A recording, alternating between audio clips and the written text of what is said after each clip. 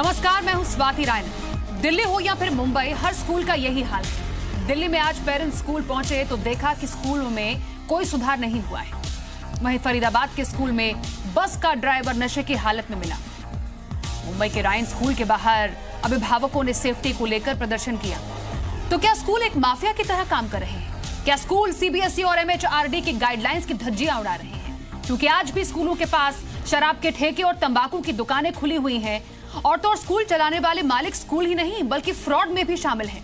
यही है आज की बिग स्टोरी बिग डिबेट। शिक्षा के सौदागर का पर्दाफाश आज हम करेंगे। 8:30 बजे हम रायन ग्रुप पर एक बहुत बड़ा खुलासा करेंगे। हमारे साथ खास पैनल भी जुड़ा हुआ है। पहले ये रिपोर्ट।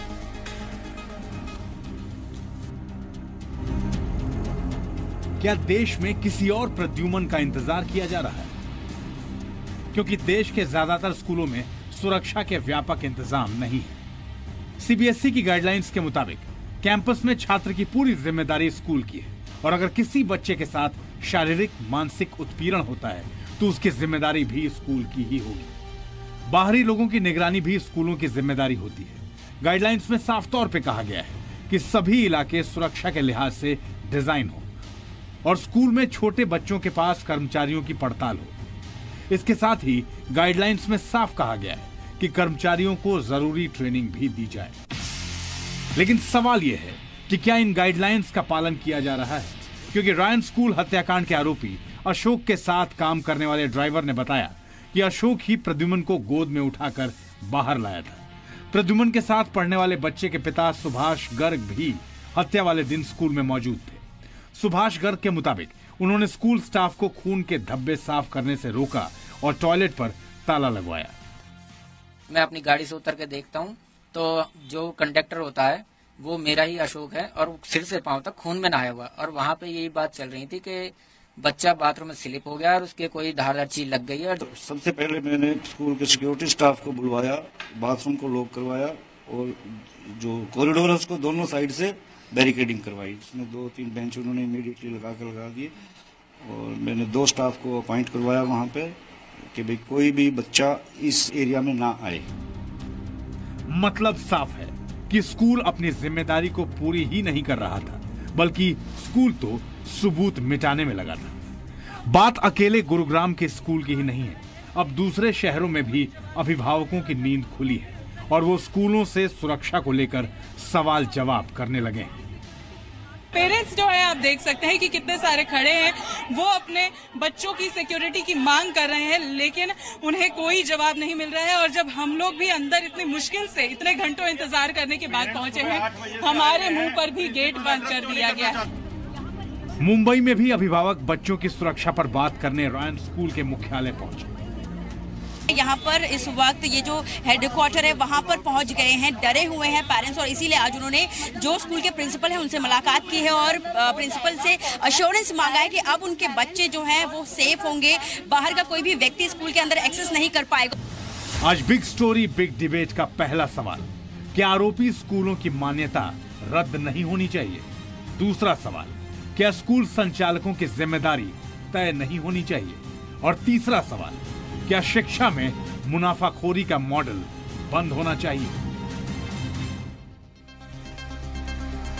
तो ऐसे स्कूल जो खुलेआम नियम कानूनों की परवाह नहीं करते, उनकी धज्जियां उड़ाते हैं, उनकी मान्यता रद्द कर देनी चाहिए। ये बिग स्टोरी बिग डिबेट में आज हमारा बहुत बड़ा सवाल है और आपको भी इस पर राय देना बेहद जरूरी है क्योंकि सवाल सिर्फ एक बच्चे का नहीं बल्कि पूरे देश के बच्चों का है। डिस्कशन की शुरुआत करते हैं और परिचय कराते हैं हमारे तमाम गेस्ट का आपसे। हमारे साथ बीजेपी से लीडर नरेंद्र तनेजा जी हैं, कांग्रेस से शहजाद पूनावाला हमारे साथ हैं, doctor Aditi Anil Jain principal Gaya school, doctor Ranjana Kumari social activist हैं, Ashok Ganguly ji former chairman CBSE, Vikram Singh ji former DGP UP, Komal Nahata film critic हमारे साथ इस पूरी डिस्कशन में शामिल है। लेकिन इस पूरे केस में ये सिर्फ प्रद्युमन का मामला नहीं है, कई ऐसे मामले हैं जो अब तक बच्चों के मामले में आ चुके हैं। कैसे जो स्कूल्स हैं नियमों की धज्जियां उड़ाते हैं और बिग स्टोरी बिग डिबेट में आज का सवाल हमारा यही है कि क्या ऐसे स्कूलों की मान्यता रद्द कर देनी चाहिए? और आप एज अ व्यूअर हमारे इस डिबेट में इस सवाल के जरिए शामिल हो सकते हैं और हमारे तमाम प्लेटफॉर्म्स पर अपनी राय जरूर दीजिए। तरीका आपके सामने लिखा हुआ है। अशोक गांगुली जी, सीबीएसई में आप रह चुके हैं, आपने देखा है नियम कानून क्या होते हैं, लेकिन इस केस में और ऐसे कई केसों में जिस तरीके से गाइडलाइंस की धज्जियां उड़ी हैं, जो एक एक करके इवेंट्स हुए हैं, पर्टिकुलरली इस केस में, ऐसे पहले भी तमाम जो सुरक्षा में चूक हुई है स्कूलों में, सीख तो हमने कहीं पर भी नहीं ली है। पहले भी नियमों की धज्जियां उड़ती थी गाइडलाइंस की, अब भी नियमों की धज्जियां उड़ती है गाइडलाइंस की, और क्या पता आगे भी यही होगा। हाँ, देखिए, ये एक सिंगुलर इंस्टेंस नहीं है। ये बच्चों के मानसिक और शारीरिक शोषण और यौन उत्पीड़न तथा अन्य सुरक्षा संबंधी मामले को लेकर 2014 में एक पीआईएल आयोजित की गई थी माननीय सर्वोच्च न्यायालय में, और ये अपेक्षा की गई थी कि संबंधित बोर्ड्स या राज्य सरकार या इवन केंद्रीय सरकार जो है इस संबंध में एक गाइडलाइंस बनाएंगे। आज इस स्थिति में हम कहने के लिए मजबूर हो रहे हैं कि इस प्रकार की सुरक्षा संबंधी कोई प्रभावी गाइडलाइंस ना तो एफिलिएशन बायलॉज में है, नहीं एक आध राज्य सरकार को छोड़ दीजिए, किसी राज्य सरकार ने इस संबंध में कोई प्रभावी गाइडलाइंस बनाया है। इस प्रभावी गाइडलाइन सबसे महत्वपूर्ण बात यह है कि विद्यालय कैंपस की हम किस प्रकार की सुरक्षा व्यवस्था सुनिश्चित करें। देखिए, आज हमारे विद्यालयों में, विशेषकर प्राइवेट विद्यालयों में 16 कक्षाएं संचालित हो रही है। ये किसी भी देश में नहीं है कि pre nursery, nursery, lower KG, upper KG से लेकर कक्षा 12 तक, तो ये 2+, 3+ बच्चों से लेकर 18+ बच्चों का एक ही ग्रुप में, एक ही कैंपस में एक साथ कोई अगर ये होता है तो निश्चित सुरक्षा व्यवस्था में खामियां रहेगी। आज आवश्यकता इस बात की है कि अगर विद्यालय में प्री प्राइमरी क्लासेस या प्राइमरी क्लासेस संचालित है, उसको अलग किया जाए, उसको अलग सेपरेट किया जाए। 6 से 12 तक की कक्षाएं अलग से जो है सेपरेट किया जाए।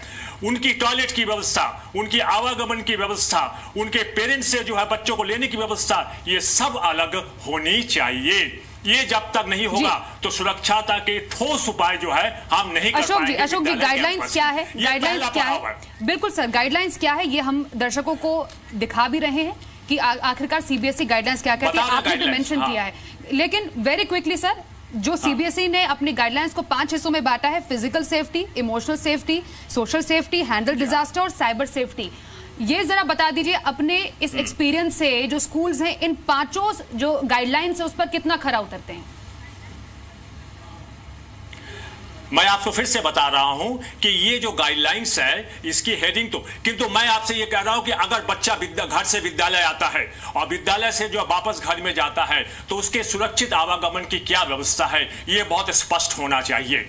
क्या ये गाइडलाइंस में दिया गया है कि अधिकतर प्राइवेट विद्यालय जो है ये हमारे नॉन टीचिंग स्टाफ में जो आउटसोर्सिंग करते हैं, इन आउटसोर्सिंग के द्वारा जो नॉन टीचिंग कर्मचारी आते हैं, क्या उनके पुलिस वेरिफिकेशन हुआ है, उनका पर्याप्त वेरिफिकेशन हो रहा है, उनका कोई प्रभावी ओरिएंटेशन दिया जा रहा है?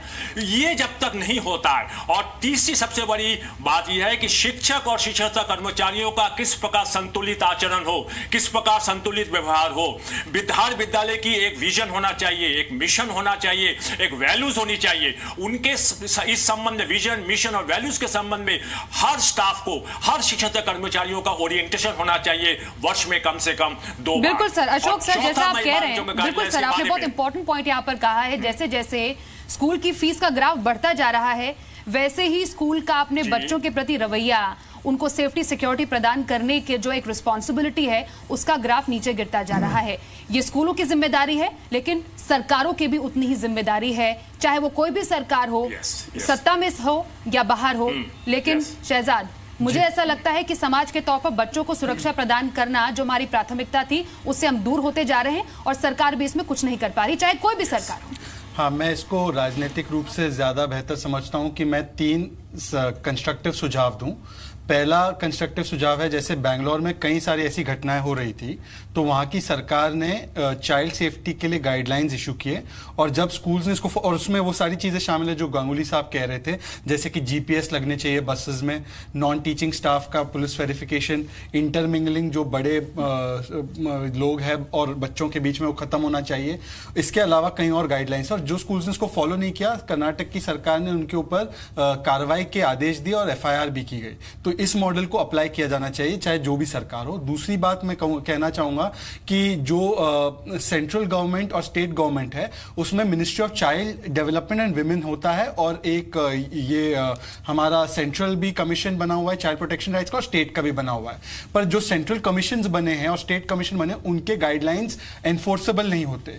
तो इसलिए मैं सुझाव दूंगा सारी स्टेट गवर्नमेंट्स को कि राइट टू एजुकेशन एक्ट जो हमने पारित किया था उसमें एक प्रोविजन है कि स्टेट गवर्नमेंट अपने रूल एनफोर्सेबल रूल्स उसमें बना सकती है। तो इसमें एनफोर्सेबल रूल्स बनाए ताकि स्कूल्स कटिबद्ध हो इसको इंप्लीमेंट करने के लिए। और ये मिनिस्ट्रीज को कितनी सफल हुई है इसमें? हर एक राज्य की बात कर रहे हैं, इनको करना पड़ेगा। दिल्ली की बात नहीं, मुंबई की बात नहीं, उत्तर प्रदेश की बात है, मध्य प्रदेश की भी, हर स्टेट में। और मैं सोचता हूं कि women and child development ministry को बाइफर्केट करके चाइल्ड डेवलपमेंट अलग रखो, या primary education secondary education HRD से अलग करिए, ताकि मिनिस्टर डेडिकेटेड तरीके से फोकस कर सके चाइल्ड प्रोटेक्शन ऑफिसर्स और पुलिस से इन स्कूल्स की मॉनिटरिंग करवाने के लिए। मेरे 3 कंस्ट्रक्टिव सुझाव है। अब मैं इसमें नहीं जाना चाहता किसने नहीं किया, क्या किया, तो मैं कंस्ट्रक्टिव सजेशन देता हूं, होपफुली नरेंद्र तनेजा जी इनको लागू करने का काम करें। नरेंद्र तनेजा जी, क्योंकि ये एक बहुत बड़ी जिम्मेदारी केंद्र सरकार भी है, राज्य सरकारों की भी है।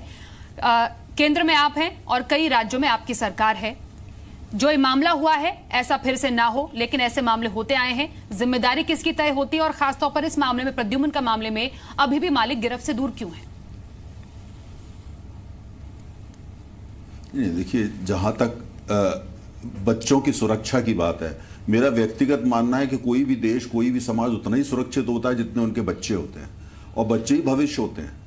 अब हम प्रश्न यहाँ राजनीति का नहीं है। पूना वाले जी के साथ मैं पूरी तरह सहमत हूँ। इस ऐसे विषय को लेकर के हम, और बात ये नहीं कि खाली गांगुली जी ने बहुत अच्छी बात करी CBSE के स्कूल की।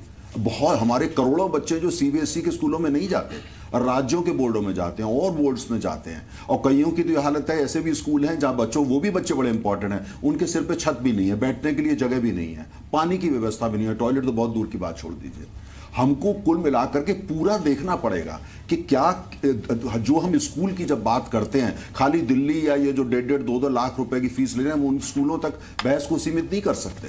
हमको देखना पड़ेगा कुल मिला के, हम एक राष्ट्र के नाते, सरकारों को छोड़िए, दिल्ली में आम आदमी की सरकार है, कहीं कांग्रेस की सरकार है, कहीं TMC की सरकार है, कहीं BJP, उसको छोड़ना पड़ेगा। हमको ये देखना पड़ेगा और सबको मिलकर देखना पड़ेगा कि हम कर क्या रहे हैं अपने बच्चों को लेकर के। और जो घटना गुरुग्राम के अंदर हुई है, भारतीय जनता पार्टी की सरकार है। हमको उसको, जब इस चीज को हम देखते हैं, हमारी, अब कोई कहता है आप जिम्मेदारी, कोई भी सरकार, किसी भी पार्टी की सरकार हो, जब भी कहां इस तरह का वाकया होता है तो सरकारी जिम्मेदार होती है। जाहिर है BJP की सरकार है वहां, और कोई भी हो। तो मेरा ये कहना है कि, लेकिन सबसे बड़ी बात ये होती है कि कुल मिलाकर के सरकार, स्कूल और समाज, इन तीनों को मिलकर काम करना पड़ेगा। और खाली कानून जो है जरूरी है, वो मैं मानता हूं, लेकिन हमने ये भी देखा हमारे देश में तो बहुत चीजों के कानून बने हुए हैं। कानून के साथ साथ हमको एज ए सोसाइटी, समाज के नाते, जो एजुकेशन के एडमिनिस्ट्रेटर हैं उनके नाते, और साथ में, जैसे मैं आपको एक छोटा सा उदाहरण दूं, आजकल दिल्ली में स्कूलों में जाइए, माँ बाप को तो अंदर ही नहीं घुसने देते, गेट बंद कर दिया जाता है, किला है अंदर वो उसके। अरे माँ बाप को अगर हक नहीं है अंदर जाने का, जी, तो फिर किसको हक होगा? माँ बाप को पूरा हक होता है, जब चाहे वो जाएं और जाके देखें सुरक्षा का क्या इंतजाम है। जी, आप इसे एक बात जानना चाहेंगे कि अगर ऐसा कोई इंसिडेंट हुआ है, पहले भी कई इंसिडेंट हुए हैं, राज्य सरकारें ऐसा कोई एग्जाम्पल क्यों नहीं सेट करती हैं? क्योंकि अगर जो उस पूरे स्कूल के जो मालिक हैं काफी इन्फ्लुएंशियल है, उनकी पहुंच कहां कहां तक है ये हर किसी को पता है, एक एग्जाम्पल क्यों नहीं सेट होता है? पहले भी मामला आ चुका है इसी स्कूल से जुड़ा हुआ, इसके दूसरे ब्रांच से जुड़ा हुआ, मालिकों को पहले ही क्यों नहीं गिरफ्त में लिया गया या उनके खिलाफ कार्रवाई पहले क्यों नहीं की गई? एक एग्जाम्पल क्यों नहीं सेट किया जाता? अगर अभी देश की सड़कों पर माँ बाप कैंडल लाइट मार्च कर रहे हैं या उग्र भी हो रहे हैं क्योंकि उनके बच्चों की जिंदगी का सवाल है, तो ये सरकार की जिम्मेदारी बनती है, आपकी जिम्मेदारी बनती है कि एग्जाम्पल सेट करें। क्यों ऐसा पेरेंट्स को लग रहा है कि सरकार कुछ नहीं कर रही है? नहीं, बिल्कुल आपका सवाल बिल्कुल जायज है। और जो दिल्ली में वसंत कुंज के अंदर यही स्कूल था, अब वहां पे वही स्कूल है, अब उसका जो है माना जाता है अच्छा स्कूल है। अब जाके बाहर देखिए, मैं जहां आपके से बैठ के ये कार्यक्रम में भाग ले रहा हूं, मेरी खिड़की से वो स्कूल दिख रहा है सामने, है ना। तो लेकिन उसके बाद अब ये यहाँ पे करके देखिए, हमको देखना ये पड़ेगा कि जो देखिए उसको तो कानून को अपना काम करना है, समाज को भी करना है, एजुकेशन जो कम्युनिटी ऑफ पेरेंट्स है उनको भी करना है। और लेकिन ये है कि ये घटना वहां पे हुई जिस तरीके की गुरुग्राम की आ रही है, या दिल्ली में स्विमिंग पूल में जो कुछ हुआ, अब दिल्ली में उसके बाद दिल्ली सरकार ने काफी उसके ऊपर जो है कठोर कदम उठाए, और लेकिन उसके बाद हमने देखा कि कल भी वहां पे माँ बाप आए हुए थे, लोग आए हुए थे, जितने ये डेफिनेटली हम भी एज अ मीडिया ऑर्गेनाइजेशन हमको जी sir Taneja sir as uh media organisation जवाब तो निकालना ही पड़ेगा सर। लेकिन ये बात है ना कि अभी जवाब निकालना पड़ेगा, क्या करेंगे क्या नहीं करेंगे, बात इससे काफी आगे बढ़ चुकी है। जो कार्रवाई होनी चाहिए वैसी कार्रवाई नहीं दिख रही है, तभी अभी सड़कों पर जो एक आम नागरिक, जो माँ बाप है, वो तभी सड़कों पर है, वो जवाब चाहता है और कार्रवाई तुरंत चाहता है, तभी उनको इंसाफ मिलेगा। रंजना कुमारी जी, काफी सारे ऐसे मामले सामने आए हैं, अभी लगता है ऐसा आते रहेंगे, क्योंकि भगवान ना करे ऐसा हो, लेकिन अभी तक एक ठोस जो कहते हैं कार्रवाई होना इस मामले में, प्रोटेक्शन जो होती है एक बच्चे की, सेफ्टी सिक्योरिटी, उसको लेकर कुछ कहीं पर भी कुछ नहीं हो रहा है। देखिए, दिल्ली के स्कूल में हुआ, कर्नाटक के स्कूल में हुआ, अभी हरियाणा में हुआ, ये गुरुग्राम में हुआ, तमाम देश के, उत्तर प्रदेश के स्कूलों से घटनाएं आई, बच्चियों के रेप की घटनाएं हैं, स्कूल में टीचर ने रेप किया, लड़कों के साथ बच्चों को सोडोमाइज किया, सब तरह की घटनाएं आई हैं। यहाँ तक कि बस कंडक्टर ने इनने उनने सारे तरह के हैरेसमेंट किए, और सारे ये लोग आकर के अच्छे सुझाव देते हैं। सबकी अपनी सरकारें हैं। अभी फिलहाल जो लिटमस टेस्ट है वो है ये घटना जो गुरुग्राम में है। क्या कारण है कि आज तक सब लोग कह रहे हैं कानून अपना काम करेगा, तो सरकार किस लिए है? सरकार किस लिए है? सरकार के तहत ही ये सारे स्कूल रजिस्टर होते हैं। ये जो पॉलिटिशियंस है, इन्हीं के पैसे का लेन देन है ज्यादातर स्कूलों में। ये जो करोड़ों रुपए कमा रहे, कोई बिजनेस ऐसा नहीं है जहां आपका प्रॉफिट 40 से 50% हो। बिजनेस में 10, 12, 15% अगर प्रॉफिट होता है तो आप बहुत बड़ा सक्सेसफुल बिजनेस मानते हैं। स्कूल का ये जो बिजनेस शुरू किया गया है, इसमें लगभग अप टू 50% तक प्रॉफिट होता है, और 3 साल स्कूल चलाया नहीं कि दूसरा और तीसरा और चौथा और पांचवा और करोड़ों में बिजनेस चला जाता है। तो ये जो रायन पिंटो बैठे हुए हैं बंबई के अंदर, उनके बारे में इनमें से कोई बात नहीं कर रहा है, क्योंकि मोटी रकम शायद राजनीतिक दलों को भी उनसे मिलती रही होगी। लेकिन सवाल यह है कि जिस बच्चे के साथ तरह तरह की कहानियां वहां अंदर से आ रही हैं, ऐसा नहीं हुआ, वैसा नहीं हुआ, और ये सारी घटनाएं किस तरह। तो रंजना जी, क्या ऐसे मालिकों के लिए जिनका एक काला इतिहास भी रहा है, उनके लिए कड़े कानून नहीं होने चाहिए? हिंदुस्तान की सरकार, और ऐसे लोग जो इन्फ्लुएंशियल अपने आप को मानते हैं, रंजना जी मैनेजमेंट से कल 3-4 दिन बिल्कुल आपके पॉइंट को ही आगे बढ़ा रहे हैं, सहयोग किया। यहाँ रंजना जी सुन पा रहे हैं, मीडिया के माध्यम से कह रहे हैं, तब जाके कुछ स्कूल के अधिकारियों की गिरफ्तारी हुई है। लेकिन क्या सरकार की तरफ से suo motu child rights commission बने हुए, किस बात के लिए बने हुए? पॉक्सो लॉ है, क्या ये सेक्सुअल असॉल्ट नहीं था बच्चे के ऊपर? उसका मर्डर करने के पहले उसके, रंजना जी सुन पा रहे हैं, उसका मर्डर हुआ है, सेक्सुअल असॉल्ट एंड मर्डर का केस है। ऐसे में क्यों नहीं suo motu action child rights commission लेती है जो सरकार कॉन्स्टिट्यूट करती है? इनके आदमी, देखिए, इस देश में महिला और बाल विकास मंत्रालय भी है। महिलाओं और बच्चों के नाम पर एक पूरा मंत्रालय बनाया गया है। उसके बावजूद बच्चों और महिलाओं के साथ यहाँ पर इतने ज्यादा जो दुष्कर्म है और जो क्राइम है बढ़ता जाए। शायद रंजना जी तक हमारी आवाज नहीं जा रही है। ठीक है, रंजना जी तक शायद हमारी आवाज नहीं जा रही है, लेकिन विक्रम सिंह जी, इस पूरी प्रणाली में ये देखना बहुत ज्यादा जरूरी हो जाता है कि क्यों, देखिए उनके आंसू कैसे, खून के आंसू वो लोग रो रहे हैं। देखिए, रंजना जी तक आवाज नहीं जा रही है, प्लीज उन तक जरा मैसेज पहुंचाइए। लेकिन विक्रम सिंह जी, इस पूरे केस में हमने देखा है कि कहीं पर भी आप स्कूल में जब स्टाफ देते हैं या जो सपोर्ट स्टाफ होता है, टीचर्स होते हैं, उन सबका एक बैकग्राउंड चेक होता है। शायद ये जो एक बहुत बड़ा नियम है गाइडलाइन सेफ्टी सिक्योरिटी का, तमाम स्कूल इसकी धज्जियां उड़ाते हैं, और नतीजा जो हमारे सामने है। धज्जियां उड़ाना तो आपने बड़े हल्के में कहा। जो आपने 5 पॉइंट्स के पैरामीटर्स बताए हैं, इसको पूरी तरीके से तार कर दिया गया है। धन का संस्पर्श जब होता है तो प्रेम और कर्तव्य कहीं पीछे चले जाते हैं, और यही यहां हुआ। आपने अपने प्रारंभिक संबोधन में कहा ना कि यह माफिया है। माफिया की जो परिभाषा है कि आप धन के लिए आपराधिक संलिप्तता में आप आपराधिक कृत्य करते हैं। आपकी एक हायरार्की होती है और भ्रष्टाचार और आतंक का प्रयोग करके आप अपने आपराधिक साम्राज्य की स्थापना करते हैं। उसी आपराधिक साम्राज्य रीड स्कूल्स का आपने स्थापना की है। आपके अंदर यह नैतिक शक्ति नहीं है कि आप रायन पिंटो तक पहुंच सकें, क्योंकि अगर पहुंचना होता, अब कुर्बानी मांग रहा है हरियाणा, कुर्बानी मांग रहा है देश, और कुर्बानी देने के लिए शायद आप अभी तैयार नहीं है, क्योंकि ये सीरियल ऑफेंडर्स हैं। इन्होंने एक नहीं कई पाप किए हैं, लेकिन हम चिंतन करते हैं और दार्शनिकता का पुट देते हुए अपने तर्क को रखते हैं। और ये कोई रॉकेट साइंस है स्वाति जी? 35 पॉइंट इसमें है, इनकी चेकलिस्ट बनाइए और हर प्रिंसिपल से साइन करा के लीजिए कि हमने इसका अक्षरशः पालन किया, और अगर ब्रीच हुई तो उसी प्रिंसिपल को उसी प्रमाण पत्र के आधार पर जेल भेज दीजिए। क्या यह रॉकेट साइंस है? ये कल हो सकता है 24 घंटे में, अगर इच्छा शक्ति हो, लेकिन हम कहेंगे, लेकिन कल्पना शक्ति गुणान के आधार पर अगर हम ये देखें तो इसमें पार्लियामेंट ने ये पास किया और हमने ये पास किया, इसको हम कालांतर में देखेंगे और समग्र रूप से इसका चिंतन, अरे चिंतन विमोचन बहुत हो चुका। अब देश ने सत्ता आपको दी है तो आपके कुछ कर्तव्य हैं, और कर्तव्य ये है कि नरेंद्र तनेजा जी जवाब दीजिए, उसके बाद अदिति जैन और कोमल नाहटा जी के पास मैं जाऊंगी। इच्छा शक्ति की कमी है सरकार के पास, क्यों नहीं तुरंत कार्रवाई हो रही? देखिए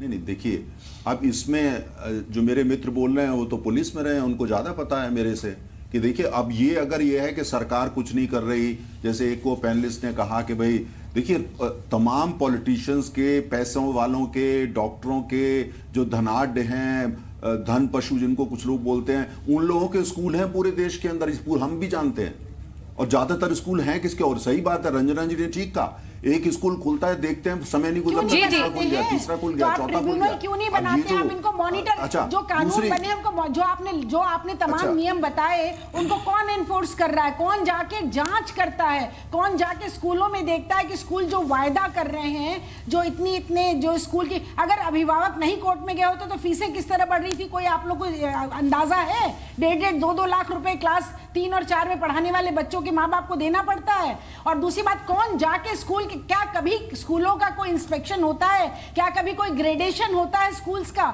दुनिया में स्कूल्स ऐसे ही चलाए जाते हैं, प्राइवेट सेक्टर को आप दे दीजिए सारा और वो बिजनेस बना दे इसको, स्कूल को, और वहां क्या पढ़ा रहे हैं? क्या आपकी तरफ से कोई न कोई कमीशन, ट्रिब्यूनल, कोई न कोई चीज बनाने की जरूरत समझी जाती है? प्राइमरी स्कूल है, सरकारी स्कूल है, और जो ये प्राइवेट स्कूल है, इनके बीच में किस तरह की साम्यता है कि नहीं है? इनके अंदर जो वायदे किए जा रहे हैं पूरे किए जा रहे हैं कि नहीं? बच्चों की सुरक्षा है, शिक्षा का स्तर देखा जा रहा है कि नहीं? जी रंजना जी, जवाब ले लेते तनेजा जी से। ठीक है रंजना जी, आज तक गया है ऐसे इन्फ्लुएंशियल लोगों के हाथ में क्यों स्कूल दिया जाए? क्यों उन पर कार्रवाई फिर ना की जाए? देखिए, मैं कोशिश कर रहा हूं कि राजनीतिक बात ना करूं यहां पे, तो इसलिए देखिए, अब ये कि अब हमारी सरकार को तो भी 1000 दिन हुए हैं, तो सब ये जो है आप ये कहेंगे सब हमने कर दिया, सारे बीजेपी वालों को स्कूल है, मुझे लगता है वो बहस गलत दिशा में जाएगी। रंजना जी सुन लीजिए, बहुत बोल लिया आपने, अब सुन लीजिए, आप सुनना भी सीखिए। करनी पड़ेगी ना सर। नहीं बिल्कुल आपने सही कहा, राजनीति सुनिए सरकार के नाते, जहां भी हुआ है, दिल्ली में हुआ, आम आदमी पार्टी की सरकार है, कर्नाटक के अंदर कांग्रेस की सरकार है, वहां पे बीजेपी की सरकार है, बिल्कुल कर रही सरकार की, इससे कौन भाग रहा है? बिल्कुल, मैंने तो पहले ही कहा, जिसकी जहां सरकार होती है वो जिम्मेदार होता है। लेकिन साथ में आपको ये भी पता है कि आप इसलिए कि भाई मीडिया का प्रेशर है तो आप जल्दी से किसी को पकड़ के जो है सजा दे दीजिए, वहां पे ये बहुत जरूरी है। उपहार कांड हुआ, उनके मालिकों को जेल हुई, वो रिस्पॉन्सिबल थे उस पूरे इंसिडेंट के बाद। स्कूल में अगर कोई इंसिडेंट होता है तो स्कूल के जो मालिक होते हैं वो उसके लिए जिम्मेदार होते हैं, और यहाँ पर नैतिक रूप से जिम्मेदारी उनकी बनती है, और उनके खिलाफ यहाँ पर कोई कार्रवाई नहीं हो पा रही है। सर आपके हमारे पास 2 स्पीकर जिन्होंने कुछ कहा नहीं है। रंजना जी 1 मिनट रुक जाइए, आपके पास आएंगे, लेकिन अदिति जैन हमारे साथ है, फिर कोमल आपके पास आ रहे हैं। अदिति, आपका खुद का एक स्कूल है, प्री स्कूल है, छोटे छोटे बच्चे पढ़ते हैं, ये बताइए कि स्कूल में जो बेसिक गाइडलाइंस होती हैं, जो सामने पेरेंट्स के सामने रखनी चाहिए, वो कितनी ज्यादा फॉलो हो रही है आज के टाइम में? सबसे पहले मैं आप लोगों से ये निवेदन करना चाहूंगी कि हम जिस गंभीर समस्या का हल ढूंढ रहे हैं, उस समस्या का सिर्फ हम हम सिर्फ ग्रोप करते रहेंगे, ढूंढते ही रह जाएंगे, क्योंकि हम यहाँ बैठे हुए सिर्फ कलेक्टिव रिस्पॉन्सिबिलिटी नहीं ले रहे हैं, हम सिर्फ एक दूसरे के ऊपर दोष लगाने को तैयार हैं। पुलिस लगाती है सरकार पर, सरकार लगाती है दूसरी सरकार पर। आप लोग चेत नहीं रहे कि ये कितना गंभीर सिचुएशन है जो हमारी है, हम क्यों नहीं ये लेते कि ये हमारी प्रॉब्लम है। जब हम एक हो जाएंगे तो ये प्रॉब्लम और वाकया दोबारा होगा नहीं। मैं 23 साल से अमेरिका छोड़ के यहाँ पे आई हुई हूँ। आज मैं इतनी खुश हूँ, जब से ये कांड शुरू हुआ है तब से मैं सुन रही हूँ कि ये होना चाहिए, वो होना चाहिए। मैं शुरू दिन से नहीं, आप मेरी पॉइंट समझिए। आपके पॉइंट से जुड़ी हुई बात है, जब ये गाइडलाइंस शुरू हुई थी कि सुरक्षा होनी चाहिए स्कूल में, सिक्योरिटी गाइडलाइंस है, स्कूल्स ने, जैसे रायन की बात करें, उन्होंने 300 रुपए प्रति बच्चा सिक्योरिटी के नाम पर फीस वसूलनी शुरू कर दी। देखिए, सबसे पहली बात हम लोग ये बिल्कुल क्लियर समझ लें, सेफ्टी इज प्रायोरिटी और स्कूल फीस सिक्योरिटी प्रदान करेगी, इसका कोई तालमेल नहीं है। सिक्योरिटी देनी ही है, ये हमारा धर्म भी है और ये बर्थ राइट है। नहीं, मेरी बात अगर आप पूरी नहीं सुनेंगे तो there is no point of me coming. लेकिन मेरी बात ये समझे। देखिए, एक और चीज जो गांगुली जी ने कही, ये बात अब आप ये समझिए, मैं खुश हूं कि जब वो भी यहां पर थे। आप ये बताइए, मैं यहाँ पे 22 साल से ये स्कूल चला रही हूँ, आज तक कोई गाइडलाइन सिक्योरिटी के नाम पर मैंने ये HRD मिनिस्ट्री में रखी थी। कितना वाजिब है, कितना फेयर है बच्चों से सिक्योरिटी के नाम पर फीस वसूलना? बिल्कुल नहीं है, कैपिटल हो गया है। मैं आपको 6 दिन से यही कह रही हूँ, कैपिटल नहीं हो सकता। श्रेय हमारा जब हम स्कूल चलाएं, ये कम्युनिटी सर्विस है, ये पैसा मनी मेकिंग ऑर्गेनाइजेशन नहीं है। और हमको ये समझना है कि ये जो गाइडलाइंस है सिर्फ सीबीएसई की नहीं, इसको सरकार बनाएंगी, तब ये मान्य होगी। और दूसरी चीज, बिजनेस हम इसे कहेंगे, क्योंकि एजुकेशन, देखिए मेरी एक बात सुन लें, और कितने परसेंटेज बच्चे हैं जो सरकारी स्कूल में जा रहे हैं और कितने कम परसेंटेज हैं जो प्राइवेट में जा रहे हैं। क्यों नहीं हमारी सरकार ऐसे स्कूल करती? हमारे लिए आसान है, ताकि हम हमारा कटघरे में खड़ा कर रहे हैं। और मीडिया से मेरी ये निवेदन है, मीडिया से एक और निवेदन है, मीडिया से बड़ी निवेदन है कि ये जो हो रहा है ना, इससे पेरेंट्स के ऊपर ऐसा आतंक आ गया है कि वो सारा आतंक बच्चों पे आ रहा है। ये स्कूल्स की भी जिम्मेदारी है ना, हम सबके, और पेरेंट्स की भी जिम्मेदारी है। हर कोई अकाउंटेबल है। आपके पास आएंगे, लेकिन कोमल नहाटा, आपका व्यू पॉइंट भी जानना बेहद जरूरी है, क्योंकि सिर्फ दिल्ली नहीं, मुंबई, चाहे देश का कोई भी कोना है, वहां पर स्कूल की शिक्षा, वहां पर स्कूल किस तरह अब माफिया बनते जा रहे हैं, यहां पर पैसों के अड्डे बनते जा रहे हैं, मोटी मोटी फीस वसूलते हैं। ये बहुत बड़ी प्रॉब्लम है। हो सकता है एज अ पेरेंट आपको भी डर लगता है अपने बच्चे को स्कूल भेजते हुए या आपके आसपास के बच्चों को देखते हुए।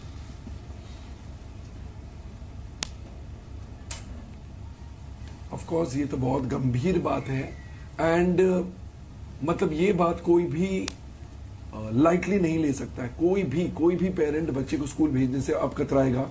ऐसे केसेस, और ये 1 और 2 केसेस नहीं है, इतने केसेस पढ़ने में आते हैं कि डर के मारे कोई बच्चे ही मना करते स्कूल जाने से। बच्चे वैसे भी घबराते हैं, जब छोटे बच्चे होते हैं स्कूल जाने से घबराते हैं। अब ऐसी घटनाएं अगर घटने लगी तो बच्चे के साथ साथ पेरेंट्स भी घबराएंगे, एंड ये तो बहुत ज्यादा सीरियस मैटर है। जब तक इसका सीरियस सोल्यूशन नहीं आ जाता, मुझे नहीं लगता है कि कोई भी पेरेंट चैन से बैठ पाएगा। आई डोंट थिंक सो।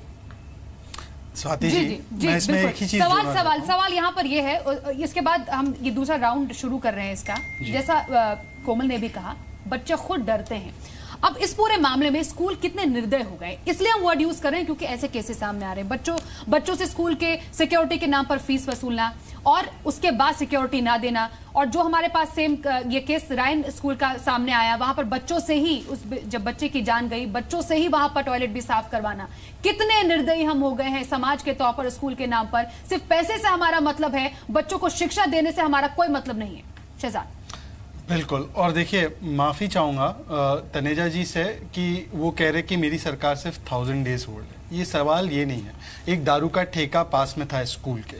सवाल ये है कि कानून और नियम बने हुए हैं, चाइल्ड प्रोटेक्शन ऑफिसर्स को और पुलिस को जाके इस पे निगरानी रखनी थी। 25 मीटर दूर। हाँ जी मैम, आपकी बात सही है।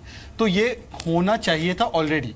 अब मैं इसमें नहीं जाना चाहता कि क्यों नहीं हुआ, रायन स्कूल का क्या पॉलिटिकल लीनिंग है, उसको छोड़ दीजिए। मैं फिर भी तनेजा जी को 3 सोल्यूशन दे रहा हूं। हम लोगों को रीइन्वेंट नहीं करना है वीर।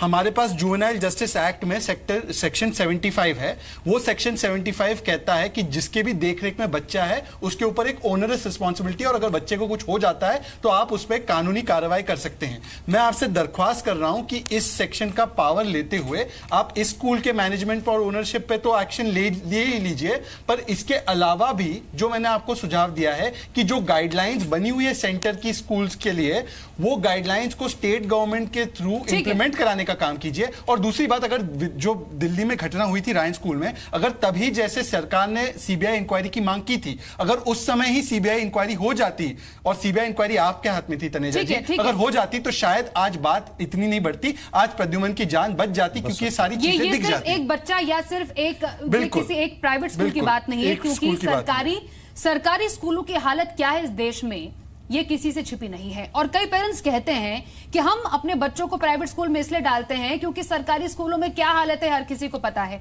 इसलिए तनेजा जी, राइट टू एजुकेशन एक्ट आया, उसकी क्या हालत है हर किसी को पता है।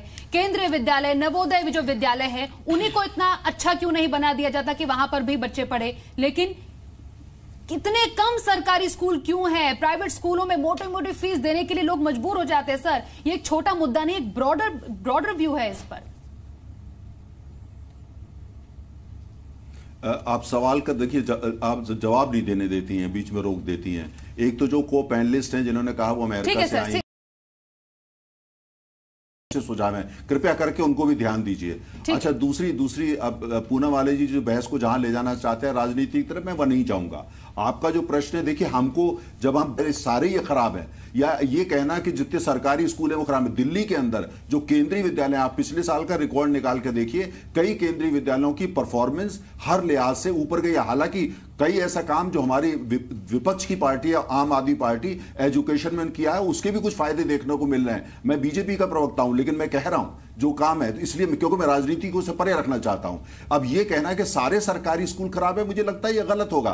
तमाम स्कूल हैं जो सरकारी वो भी बेहतर हैं, तमाम प्राइवेट स्कूल हैं वो भी अच्छे हैं, मिशनरी स्कूल हैं वो भी अच्छे हैं, मजहबी स्कूल हैं वो भी अच्छे हैं। जो अच्छे स्कूल है हमें देखना होगा वो कैसे अच्छे, उनको भी हमको स्टडी करना पड़ेगा, अध्ययन करना चाहिए। ऐसा अगर हम ये कहते हैं, बिल्कुल एक पैनलिस्ट ने सही बात करी कि हम बच्चों को ऐसा ना करें, बच्चों में जो टेलीविजन देख रहे हैं बच्चे टेरिफाइड हो जाए। सर ठीक है, आपके पॉइंट से जुड़ा हुआ एक सवाल है, हम राजनीति को परे करके जिम्मेदारी से इस पर बात करनी पड़ेगी। अच्छा, जो ये कहते हैं कि भाई 1 घंटे के अंदर जो है आप इन्वेस्टिगेशन भी कर लें, उसको सजा भी दे दें, फांसी भी चढ़ा दें, तो ये तो कानून तो ऐसे काम नहीं करता है। अगर कहीं किसी तरीके से गवर्नमेंट की तरफ से कमी है, फरमान आया कि मंत्रियों के जो बच्चे हैं वो सरकारी स्कूल में पढ़ेंगे। पिछले 3 साल में कितने केंद्रीय विद्यालय खुल गए? अब आपका कहना है कि केंद्रीय विद्यालय में बच्चों का जो परफॉर्मेंस है बेटर है, तो और केंद्रीय विद्यालय खोल दीजिए और नवोदय स्कूल खोल दीजिए। मंत्रियों के बच्चे जो हैं बड़े बड़े प्राइवेट स्कूल में ना पढ़ के सरकारी स्कूल में पढ़े।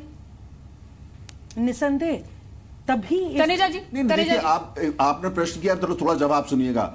आप सुनिए, आप जवाब सुन लीजिए, 30 सेकंड तो जवाब के लिए दीजिए ना, कम से कम। बड़ा प्रश्न किया आपने। देखिए, आपने जो मैंने जैसे कहा कि जो केंद्रीय विद्यालय हैं या और विद्यालय हैं, किस मंत्री के जा रहे हैं, अरे ये बात देखिए, तमाम लोगों के केंद्रीय विद्यालय में जा रहे हैं, सरकारी स्कूलों में पढ़े हुए। मैं तो सरकारी स्कूल में ही पढ़ा हुआ हूं केंद्रीय विद्यालय के अंदर, और तमाम लोगों के वहां पे जाते हैं। तो ये आपका सोचना। अच्छा, दूसरी बात ये भी बात सच है कि कईयों के नहीं जाते, कईयों के ऐसे स्कूलों में जा रहे हैं जो इंडिया के बोर्ड से एफिलिएटेड ही नहीं है, वो पता नहीं कहां इंग्लिश मीडियम से एफिलिएटेड है। ये हमारे देश के अंदर स्कूलों का भेदभाव है, और इसको हमने कहीं ना कहीं इसको देखना पड़ेगा और इसको ठीक करना पड़ेगा, और करना भी चाहिए हमने सब लोगों ने मिलके। सर, मतलब ये हम इस तरीके से सोच रहे हैं कि किसे कैसे आगे बढ़ाएंगे, जब अब पूरा मामला बिगड़ता जा रहा है, आगे सरकारी स्कूल बनेंगे नहीं बनेंगे, कैसे होगा। लेकिन विक्रम सिंह जी, नहीं, मुझे लगता है कि आप थोड़ा मुझे लगता है कि आप देखिए, आप स्वीपिंग सारी बातें कर रही हैं। बहस वो ठीक नहीं है। ये हादसा हुआ है, बहुत दुखद है, इस पर बात जरूर करिए, लेकिन सारे स्कूल देश में खराब है, भारत के प्राइवेट भी खराब है, दूरगामी सॉल्यूशंस हैं, लेकिन तात्कालिक भी कुछ व्यवस्थाएं होनी चाहिए। और तात्कालिक है, ये ठीक है, आपके जो दूरगामी योजनाएं हैं उनका स्वागत है, लेकिन जो तात्कालिक जो जवाब आपको देना है जनता को, जनता ने आपको सत्तारूढ़ दल दिया है, लेकिन आपकी सिक्योरिटी फीस ये तो वही है जैसे ये चौथ और सर देशमुखी हम मांग रहे हैं, प्रोटेक्शन मनी हफ्ता मांग रहे हैं बच्चों से। या ये कहां का तर्क है? ये जो कुरीतियां हैं, इसके ऊपर 1 सप्ताह के अंदर कोई ऐसा टास्क फोर्स बनाई, कम से कम इसको तो बंद कर दें। इसमें तो कोई बहुत ज्यादा क्रांतिकारी योजना नहीं है। दूसरी चीज, रासुका बना ही इसीलिए है कि जहां लोक व्यवस्था खंडित हो जाए तो ऐसे पापियों को लोक व्यवस्था के अंतर्गत रासुका में, और रासुका के अंदर कब कार्रवाई होगी? अगर अब नहीं होगी तो कब होगी? हम ये नहीं कहते किसी को, क्योंकि एग्जाम्पल ही सेट नहीं किया गया, तभी ये सवाल पूछे जा रहे हैं। और ये सरकार से सवाल पूछे ही जाएंगे। लेकिन रंजना कुमारी जी, ये भी सवाल उठता है रंजना कुमारी जी कि जो अभी गाइडलाइन सेट की गई हैं, क्या वो काफी है ऐसे इंसिडेंट को रोकने के लिए? क्या इन गाइडलाइंस को और सख्त बनाना, कानून को इसमें और बीच में लाना बेहद जरूरी हो जाता है कि अगर ऐसा कोई स्कूल इन नियमों का उल्लंघन करे तो उस पर और भी ज्यादा सख्त कार्रवाई हो? क्या हमारे पास ऐसा कोई कानून है? देखो, फिर मैं अपनी बात दोहराना चाहूँगी कि जो रायन पब्लिक स्कूल में हुआ, जो रायन यहाँ पर जो वहाँ पिंटो बैठे हुए हैं, सबसे पहले रासुका में उनकी गिरफ्तारी करके एक एग्जाम्पल दीजिए। देश भर का अभिभावक आज आपके सुझाव नहीं सुनना चाह रहा है, आज आपके ये होना चाहिए, वो होना चाहिए। हम लोग पॉलिटिशियन से ये बातें पिछले 70 साल में 1,000 करोड़ बार सुन चुके हैं कि क्या होना चाहिए, लेकिन अभी आप देखिए क्या हो रहा है। जो हो रहा है वो हो रहा है कि सारे private school money churning space बन गए। अरे मैं एक बात आपको बता रही हूँ और उसको आपको बहुत बुरा लग रहा होगा तनीजा जी, लेकिन आप बुरा मानते रहिए, हम अपनी बात कहेंगे कि जितने स्कूल हैं आपने इनको बिल्कुल पूरी तरह से अलाउ किया है। ये जो फीस का स्ट्रक्चर है वो कौन डिफाइन करता है, आप हमें बताइए। ये सारे स्कूल सोसाइटी के रजिस्ट्रेशन के तहत रजिस्टर होते हैं, बस इतनी इनकी लायबिलिटी है। उसके बाद ना तो आप सरकार तो छोड़िए, अभिभावक स्कूल के अंदर नहीं घुस सकता गेट के अंदर। अभी आपने सुना कि अगर वो गेट बंद हो जाता, आपको मालूम नहीं अंदर क्या हो रहा है, जैसे लगता है कि आप किसी किले या कारागार के सामने खड़े, इस तरह से अभिभावक वहां बाहर खड़े रहते हैं, इंतजार करते हैं कि बच्चा हमारा सुरक्षित बाहर आ जाए। और आगे तो और भी हैं आप जो बिल्कुल नहीं, आपने कहा था ये कितना नहीं आपके शब्द, लेकिन क्या होना चाहिए हम नहीं सुनना चाह रहे हैं। आप क्या कर रहे हैं, क्या हरियाणा की सरकार, क्योंकि अगर इसी स्कूल को लेकर पहले भी एक केस हो चुका था। इस स्कूल के जो मालिक है पहले एक और फ्रॉड में फंसे हुए हैं, जिसका खुलासा हम थोड़ी देर में करने भी जा रहे हैं। तो क्या इन तमाम चीजों को ध्यान में रखते हुए 4 दिन बीत गए तनेजा जी, अब तक कार्रवाई नहीं होनी चाहिए थी? क्या इस ऐसे स्कूल्स की मान्यता रद्द नहीं होनी चाहिए? और सब लोग मोमबत्ती जला के खड़े हैं, क्या हो रहा है, क्या कर रहे हैं, आप हमें बता रहे क्या होना चाहिए। हम लोग को पता है क्या होना चाहिए, हम लोग भी शिक्षा से ही जुड़े रहे हैं और तमाम ये सुझाव एडहॉक रूप में आते हैं। कोई एक प्रॉपर ऑर्गेनाइजेशन नहीं है एजुकेशन सिस्टम का इस मामले में। जवाब देना पड़ेगा क्योंकि आपने तो कई सवाल है। अगर आपने सिर्फ रेंटिंग करनी है, एक ही व्यक्ति को सुनना है, आपने औरों को क्यों बुला रखा है यहाँ पे? बात हम समझ गए। अब आपको सिर्फ जो है आप पॉलिटिकल बात करनी है। जवाब नहीं तो आप नहीं, आप बताइए ना। अब अगर आपको ही बोलना है तो फिर दूसरों को भी सुनिए। सवाल जिससे करे जा रहे हैं उनको भी मौका दीजिए। सरकार की कार्रवाई से कोई तो देखिए, चलिए तनेजा जी विषय है, आप रंजना जी की बात न सुनें। रंजना जी आपने कई सवाल किए। अरे ये सब ये इमोशंस आपके ही हैं, किसी के इमोशंस नहीं है क्या? इमोशंस भी मोनोपलाइज होने लगे क्या? औरों के बच्चे नहीं है क्या? औरों के बच्चे स्कूल नहीं जा रहे हैं क्या? ऐसे स्कूलों की मान्यता रद्द क्यों ना कीजिए? संवेदनशील बनी है, थोड़ा संवेदन, दूसरे का भी सम्मान करिए और जो पैनलिस्ट है उनको भी सुन लीजिए। मत दीजिए, आप जवाब दीजिए, आप जवाब सुन लीजिए, जवाब सुन लीजिए। ये देखिए, ये तो पॉलिटिकल व्यक्ति लग रही है। मैं मेरे सामने टेलीविजन नहीं है पर ये तो पॉलिटिकल बहस कर रही है और कहीं ना कहीं ये पॉलिटिकल है, कहीं ना कहीं ये पॉलिटिकल व्यक्ति है, उनकी बात से लग रहा है। तनेजा जी मेरे सवाल का जवाब दीजिए। क्या ऐसे स्कूलों की, रंजना जी 1 मिनट, ठीक है, आपने अपने आप मुझे समय दीजिए। ठीक है तनेजा जी, क्या ऐसे स्कूलों की मान्यता रद्द कर देनी चाहिए जिनके जो मालिक है पहले भी कई फ्रॉड्स में लिप्त पाए गए हैं? ये तो पहले से पता होगा, ये तो पुरानी एक रिपोर्ट है जो सामने आई है, जिसको थोड़ी देर में हम दर्शकों के सामने रखेंगे भी। क्या ऐसे और ऐसे स्कूल, ऐसे कई स्कूलों के मालिक जिन पर कोई ना कोई गड़बड़ी का आरोप है, फाइल निकालिए, उन पर एक्शन कर लीजिए तुरंत। वो शायद देखिए, एक मिनट तनेजा जी को जवाब दीजिए। देखिए, हमारे देश में जो भी स्कूल हैं, देखिए हमारे देश में ज्यादातर स्कूल आप जानते हैं वो राज्य सरकारों के, जो स्कूल है, एजुकेशन है, वो राज्यों का विषय होता है। कहीं पे हमारी सरकार है, कहीं आम आदमी की है, कहीं कांग्रेस की है, कहीं टीएमसी की है। और जो सोसाइटी हमारे देश के अंदर, साथ में जो रिलीजियस बॉडी है, उनके भी अपने स्कूल होते हैं। तो ये कुल मिलाकर के यहाँ बैठ करके मैं एक पार्टी के प्रवक्ता के नाते कहूं कि नहीं साहब, हमारे को प्रश्न ये है कि जो गुरुग्राम में हुआ, सुन लीजिए। अब आप ही को बोलना है तो आप बोलिए, अब आप ही को बोलना है तो आप ही बोलते रहिए। आप सुनती नहीं, किसी को नहीं बोलने देती आप सुना करिए। आप एंकर हैं लेकिन किसी को बोलने तो दीजिए। ऐसे स्कूलों में, अरे सवाल क्या सवाल करा तो जवाब का मौका तो दीजिए ना मैडम। स्कूलों में अरे एंकरिंग हम भी समझते हैं थोड़ा बहुत, एक जमाने में करते थे, आप सवाल करके आप बोलने नहीं देती हैं। अब आप बहुत इरिटेट होके बोल रहे हैं। आपने प्रश्न किया, जवाब आप बताइए। आपके प्रश्न में ये बात स्पष्ट, आप प्रश्न में बताइए मैडम कि ये एजुकेशन किसका विषय है और हमारे यहाँ कैसे एजुकेशन इंस्टीट्यूशंस हैं, और साथ में जो अगर उसके साथ में करना है तो हमको कैसे करना है, उसमें कौन सा कानून कैसे लगाना है। अब ये और दूसरी बात ये कि जो गुरुग्राम में हुआ उसमें क्या पुलिस एक्शन नहीं कर रही है, क्या वहां पे कोई काम नहीं हो रहा? आप बताइए कहाँ आपके पास रिपोर्ट है कि सरकार वहां कुछ नहीं कर रही है, पुलिस कुछ नहीं कर रही है? उस पर अगर ठोस कुछ बात है उसकी करिए, तो एक गंभीर बहस करिए उसको लेकर के।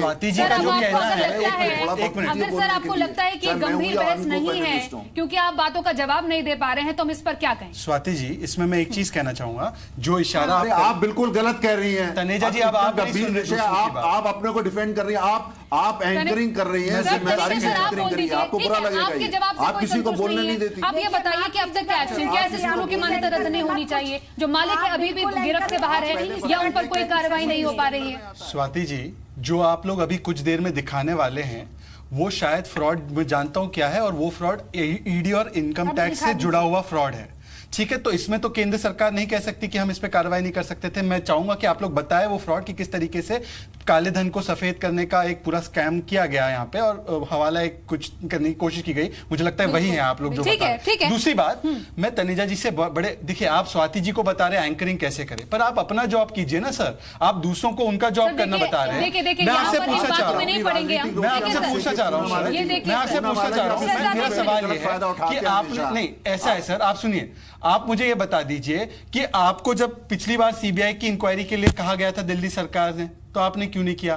फीस स्ट्रक्चर का जो एक वाजिब सवाल है, कर्नाटक और कई सरकारों ने फीस को मॉडरेट किया, तो आपने क्यों अपनी स्टेट गवर्नमेंट में नहीं किया? आपकी स्टेट गवर्नमेंट भी है, आपकी स्टेट गवर्नमेंट भी है, आप स्टेट गवर्नमेंट से करवाइए। सभी पैनलिस्ट, देखिए हम आगे डिबेट में आगे बढ़े, हम ये क्यों बार बार कह रहे हैं कि जो स्कूल के मालिक हैं, जो स्कूल के मालिक हैं वो इसके लिए पूरी तरह से जिम्मेदार हैं, और इसकी पूरी रिपोर्ट भी दिखा देते हैं। उसके बाद तनेजा जी आपके पास भी आएंगे, शहजाद आपके पास भी आएंगे, और हर स्पीकर के पास आएंगे। इसका सबूत हमारे सामने है, क्योंकि देश भर में रायन इंटरनेशनल के नाम से स्कूल चेन चलाने वाली कंपनी रायन इंटरनेशनल ग्रुप के ट्रस्टी ग्रेस और ऑगस्टिन पिंटो सेबी के रडार पर भी आए हुए हैं। सेबी ने अपनी जांच में पाया कि दोनों मालिकों ने एक फर्जी फाइनेंस कंपनी के जरिए करोड़ों रुपए की मनी लॉन्ड्रिंग की है। पूरी रिपोर्ट देखिए।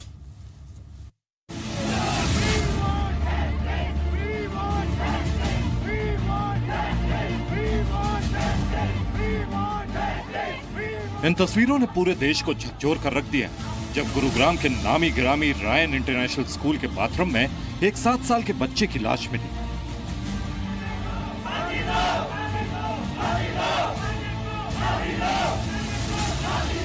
लेकिन क्या आप जानते हैं कि इस रायन स्कूल के खड़ता धरता का ट्रैक रिकॉर्ड भी फ्रॉड और घोटाले से जुड़ा है। दरअसल रायन इंटरनेशनल स्कूल के ट्रस्टी का नाम एक शेयर मार्केट से जुड़े घोटाले से भी जुड़ा है, जिसमें मनी लॉन्ड्रिंग करने वाली कंपनी के जरिए जबरदस्त कमाई की गई। मामला है एक finance company Kamalakshmi finance corporation limited का, जिसकी जांच सेबी यानी securities and exchange board of India ने की थी। रायन इंटरनेशनल ग्रुप की ट्रस्टी ग्रेस पिंटो और उनके पति ऑगस्टिन पिंटो को इसमें गलत तरीके से फायदा मिलने की बात सेबी जांच में सामने आई है।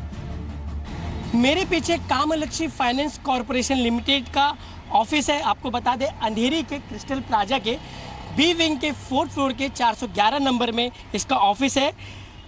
इसकी जांच securities and exchange board of India ने की थी और दोषी पाया था रायन इंटरनेशनल ग्रुप के ट्रस्टी ग्रेस पिंटो और उनके पति ऑगस्टिन पिंटो को इसमें गलत तरीके से फायदा मिलने की बात सेबी जांच में उभर कर आई है। साथ ही साथ उन पर मनी लॉन्ड्रिंग और टैक्स चोरी करने वाली कंपनियों के जरिए करोड़ों की अवैध कमाई करने का उन पर आरोप है। जी मीडिया के पास सेबी की जांच रिपोर्ट की कॉपी है। इस जांच रिपोर्ट में लिखा गया है कि ग्रेस पिंटो और उनके पति ऑगस्टिन पिंटो को 2.5 लाख शेयर का प्रेफरेंशियल अलॉटमेंट हुआ था। हर शेयर की कीमत थी 12 रुपये। लेकिन जनवरी 2014 से लेकर दिसंबर 2014 के बीच कामालक्ष्मी के शेयर में जबरदस्त उछाल आया। सिर्फ 150 दिनों की ट्रेडिंग में कामालक्ष्मी के शेयर की कीमत तकरीबन 10 रुपये से बढ़कर 489 रुपये हो गई। यानी कुल 4,694% का इजाफा। सेबी ने जांच में पाया कि इसे आर्टिफिशियल तरीके से बढ़ाया गया, जबकि कुल 2,83,90,000 शेयर्स में से सिर्फ 1,385 शेयर की ही ट्रेडिंग हुई, यानी हर दिन औसतन 9 शेयरों का कारोबार। इस दौरान 42 करोड़ के निवेश की कीमत उछलकर 1,343 करोड़ हो गई। सेबी ने अपनी जांच में कामालक्ष्मी फाइनेंस कॉर्पोरेशन लिमिटेड को मनी लॉन्ड्रिंग का दोषी पाया। सेबी ने कामालक्ष्मी को स्टॉक मार्केट में ट्रेडिंग करने से बैन कर दिया था। हालांकि कंपनी के प्रमोटर्स ने इसे फिर से क्रोमो ट्रेड के नाम से लिस्ट करा लिया। ऐसे में सवाल उठता है कि 1974 में शुरुआत करने वाले 2 अध्यापकों ग्रेस और ऑगस्टिन पिंटो ने इतना बड़ा साम्राज्य कैसे खड़ा कर लिया। हमारी सरकार से मांग है, सेबी तो जांच कर रही है, लेकिन इनकम टैक्स डिपार्टमेंट और ईडी अगर इस पूरे ग्रुप पर शिकंजा कसती है तो निश्चित तौर पर उन्होंने किस तरह से पैसे निवेश किए हैं, किस तरह से सरकार का टैक्स डुबोने का काम किया है और किस तरह से उनके पॉलिटिकली जो उनके कनेक्शन है उसका भी खुलासा हो सकता है। लेकिन दिलचस्प ये है कि क्रोमो ट्रेड में ट्रेडिंग फिर से सस्पेंड हो चुकी है। इन सारे मामलों पर जब जी मीडिया ने उनका पक्ष जानने की कोशिश की तो रायन पिंटो ने फोन पर सिर्फ यह आश्वासन दिया कि वो बहुत जल्द ही इस पर मीडिया के सामने अपना पक्ष रखेंगे। जब तक ये मामला कानूनी अड़चन उनकी खत्म नहीं हो जाती तब तक वो सामने नहीं आएंगे। ऐसे में कई सारे ऐसे सवाल हैं जिनका जवाब रायन इंटरनेशनल ग्रुप को देना है। कैमरा पर्सन रवि के साथ राकेश त्रिवेदी, जी मीडिया, मुंबई। तो अब सीधे हम नरेंद्र तनेजा जी के पास ही जाएंगे। ये जो पूरे मालिक है, रायन के मालिक, फर्जीवाड़े का आरोप, मनी लॉन्ड्रिंग, टैक्स चोरी और अभी भी ट्रस्टी बने हुए इतना बड़ा स्कूल चलाते हैं, तो जो इन पर फाइनेंशियल ऑफेंस बनता है उसके तहत ही कार्रवाई हो जाए। नहीं, बिल्कुल। देखिए, अगर जो आप बता रहे हैं आपकी रिपोर्ट में, अभी मैंने भी ये रिपोर्ट आप ही से सुन रहा हूं, मुझे नहीं पता था सर, सेबी की रिपोर्ट है ये, आपने रिपोर्ट पुरानी रिपोर्ट है सर, बिल्कुल आपने अच्छा काम किया है। अब सुन अरे मैडम सुन तो लीजिए, सुन लीजिए ना। अब सेबी तो सरकारी है ना, काम कर रही है। आप ही ने तो कहा सेबी काम कर रही है, सरकारी है ना। अब हरियाणा में जब इनका स्कूल खुला, किसकी सरकार थी, किसने लाइसेंस दिया था? दिल्ली में वसंत कुंज में क्या, किसने लाइसेंस दिया था, किसकी सरकार थी यहाँ पे? जरा ये भी बता दीजिए। मैं बोलूंगा तो पूना वाले उछलने लगेंगे और मैं उसको राजनीति करना नहीं चाहता। एक बच्चे की जान गई है, पूना वाला जी करें राजनीति, मैं नहीं करूंगा। लेकिन जरा ये पता कर लीजिए कि हरियाणा में लाइसेंस किसने दिया और हरियाणा में किसने दिया और दिल्ली में किसने दिया, बता दीजिए दर्शकों को। दूसरी कर रहे हैं तनेजा जी, मैं आपके हद तक नहीं गिरना चाहता, पर किसके पार्टी में वो लोगों को जुड़वा रहे थे पूरा देश जानता है। प्लीज मेरे साथ ऐसी बात मत कीजिए, जवाब दीजिए। अगर आपको ये है, जी बात पूरी कर लीजिए, ठीक है, बात पूरी कर लीजिए, आप बात पूरी कर लीजिए। अगर देखिए, आप बात पहले मुझे करने दीजिए, उसके बाद जो है जो भी है कोई जो भी क्रिटिसिज्म है बिल्कुल करिए। मेरा ये कहना है कि पहले आपका प्रश्न है उसका वो सुनिए। जो आप सारा कुछ बता रही हैं कि अगर ये सब कुछ है तो कानून अपना काम करेगा ना। हमारे देश में कानून तो चलता है। जिन्होंने बिलियंस के करके इटली और स्विट्जरलैंड ले गए, कोई नहीं बचेगा। आप नेशनल हेराल्ड का देख रहे हैं ना, नेशनल हेराल्ड में जिन्होंने अरबों खाया पकड़े जा रहे हैं ना, बेल पे बाहर है। तो इसीलिए आप चिंता मत करिए। जो कानून, जो हमारे देश में कानून है, कानून भी हम अपने हिसाब से नहीं चला सकते। कानून अपना काम करेगा। हर एक आप देख रही हैं, हर मामले में कानून अपना काम, और कोई नहीं बचेगा, चाहे वो चिदम्बरम जी हो, चाहे नेशनल हेराल्ड के मालिक हो या और जो लोग हों। आपको मैं इस वक्त बहुत और कोई भी सरकार हो, चाहे कांग्रेस की हो या बीजेपी की हो, ओवरनाइट जो है वो इसका जजमेंट पॉसिबल नहीं होता है। तनेजा जी, आपकी बड़ी सारगर्भित, तनेजा जी आपकी सारगर्भित बातें हम लोगों ने सुनी, लेकिन उससे कोई बहुत ज्यादा संतोष नहीं हुआ। तनेजा जी, अब जरा हम लोगों के भी तुच्छ विचार जरा हमारे भी सुन ले। जरा रंजना जी आपके पास आ रहे हैं। तनेजा जी, जरा हमारे भी तुच्छ विचार सुन ले। मेरा निवेदन ये है कि आपकी बात सुन ली, लेकिन जो माफिया का साथ देता है वो 120 भी क्रिमिनल कॉन्स्पिरेसी का वो भी दोषी होता है। और ये वक्त आ गया है, इसमें कोई बहुत ज्यादा क्रांतिकारी काम नहीं है। जिसने सेबी का इतना बड़ा घोटाला किया, जिसने अपने सामने ब्लड स्टेन धुलवाए, जिसने बच्ची से ये कंडक्टर्स ये कहा कि ये चाकू तुम्हारे टूल किट का एक बहुत बड़ा अंश है, वो एनएसए में जाने योग्य है, उसके स्कूल का लाइसेंस रद्द होने योग्य है। किसने क्या किया, अंग्रेजों के जमाने में क्या हुआ, ये हम जनता ये जानना चाहती है कि अब हम क्या कर रहे हैं और आगे के 72 घंटे में हम क्या करेंगे। क्या हमारी तलवार म्यान से बाहर आई है या हमारा म्यान और तलवार दोनों जो है माल खाने में है? ठीक है, क्या हम कुछ अदिति, मैं आपसे सिर्फ इतना कहना चाह रही हूं कि एक बहुत लेट्स नाउ कॉन्सेंट्रेट। ये जो मैं यहाँ पे केप कमेटी की सदस्य रही हूँ, अभी नहीं हूँ फिलहाल, तो मैंने ये रख दिया है और सरकार के समक्ष सारे शिक्षा मंत्री जितने देश के हैं सबके सामने ये रखा कि जो अर्ली एजुकेशन है उसको सेपरेट करें, प्राइमरी को अलग करें और 6th ऑनवर्ड अलग करें। बड़ी अच्छी बात मैं पहली बार सुन रही हूँ। यहाँ 23 साल से मैं नोएडा में काम कर रही हूँ।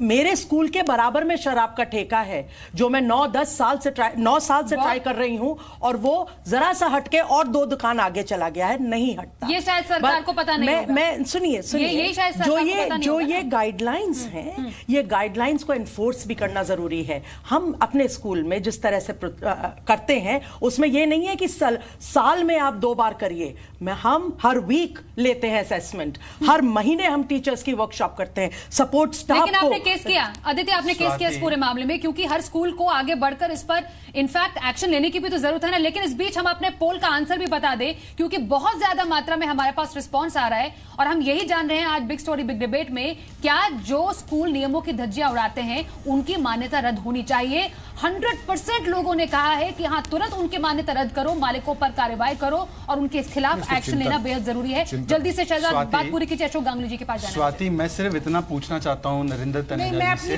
1 मिनट रंजना जी आपके पास 10 सेकंड, ओनली 10 सेकंड्स। मैं नरेंद्र तनेजा जी से, क्योंकि वो सरकार है और सरकार ही कानून को लागू करवाती है, ये जो खुलासा किया है जी बिजनेस ने, आपने खुलासा किया है, इसमें देखिए रायन पिंटो और फैमिली ने एंटिसिपेटरी बेल जुवेनाइल जस्टिस के लिए ले लिया है, तो इसमें तो कोई एंटिसिपेटरी उनका लागू नहीं होता। तो क्या कल के कल इस पे कार्रवाई करके उनके एक तो मैनेजमेंट को टेक ओवर करेगी सरकार, स्कूल को रद्द करना तो जाहिर अच्छी बात नहीं है, क्योंकि वहां बच्चे एक मिनट। तो क्या मैं तनेजा जी से स्पेसिफिक पूछ रहा हूं, कानून अपना काम करेगा, छोड़ दीजिए, आप ये करेंगे कि नहीं करेंगे? स्वाति जी बस एक लाइन मेरे को कहने दीजिए, एक लाइन कहने दीजिए। डॉक्टर्स डॉक्टरी करते हैं, एजुकेशनिस्ट को क्यों नहीं लैंड दी जाती है एजुकेशन इंस्टीट्यूशंस के? It is the most important point. सारे अभिभावक बच्चों के माता पिता सड़क पर हैं, बच्चे की गला काट के हत्या हुई है और ये हत्यारे लोग जो जिम्मेदार हैं वो लोग बाहर हैं। तो क्या तनेजा जी आश्वासन देंगे कि उनकी सरकार तत्काल कार्रवाई करवाएगी और वो गिरफ्तार होंगे? हम लोग सिर्फ इतना जानना चाहते हैं, दुनिया भर की और बातें करके उलझाने की जरूरत नहीं है कि मैं ठीक है रंजना जी, समय बहुत कम है हमारे पास, नहीं कर पा रही है, कौन आपकी बात नहीं सुन रहा है। आप सिर्फ मुझे 1 सेकंड के अंदर बताइए, क्या आप उनको सब पैनलिस्ट से सवाल पूछा, सरकार के पास कोई जवाब नहीं है और जवाब में वो हमारे प्रोफेशन पे सवाल उठाते हैं, तो यही पूरे डिबेट में सामने निकल कर। लास्ट कमेंट्स अशोक गांगुली जी से, और यही सवाल जो हमने आज जनता से जाना है। सर प्लीज, जो स्कूल जो नियमों की धज्जियां उड़ाते हैं, गाइडलाइंस को फॉलो नहीं करते हैं, उनकी मान्यता रद्द की जानी चाहिए। मेरे से प्रश्न था, आपने उसका जवाब नहीं दिया। अशोक गांगुली जी, जब मेरे से प्रश्न है मुझे टाइम दीजिए ना, इसीलिए आप ठीक है सर, 10 सेकंड आपको देंगे अशोक गांगुली जी के पास। अशोक गांगुली जी जी देखिए, मैं एक चीज बहुत स्पष्ट करना चाहूंगा कि ये टाइम जो है ब्लेम गेम का नहीं है। शाउटिंग से कोई सोल्यूशन नहीं होने वाला है। जो घटना हो चुकी है उस पर तो पुलिस और सरकार कार्रवाई करेगी, इसकी पुनरावृत्ति ना हो, इस पर आज हमें सोचने की आवश्यकता है। जो कमर्शियलाइजेशन और कमोडिफिकेशन का जो होड़ लगी हुई है, और अभी मुझे बताया गया कि बच्चों की सिक्योरिटी के नाम पर अतिरिक्त फीस ली जा रही है, ये तो तत्काल बंद होनी चाहिए। स्कूल का, हर स्कूल का एक बजट होता है, उस बजट का 5 से 6% जो है ये बच्चों की सिक्योरिटी पर जो है लगना चाहिए। तो हमें आवश्यकता इस बात की है, तत्काल इसकी सोल्यूशन जो है, तत्काल इसकी सोल्यूशन होनी चाहिए और एक लॉन्ग टर्म मेजर्स है। तत्काल सोल्यूशंस में ये है कि कमर्शियलाइजेशन और कमोडिफिकेशन बंद होना चाहिए। स्कूलों के लिए गाइडलाइंस, इन पॉइंट्स के पास हम सीधे सरकार के पास ही चले जाते हैं, क्या एक्शन होगा तनेजा जी? जी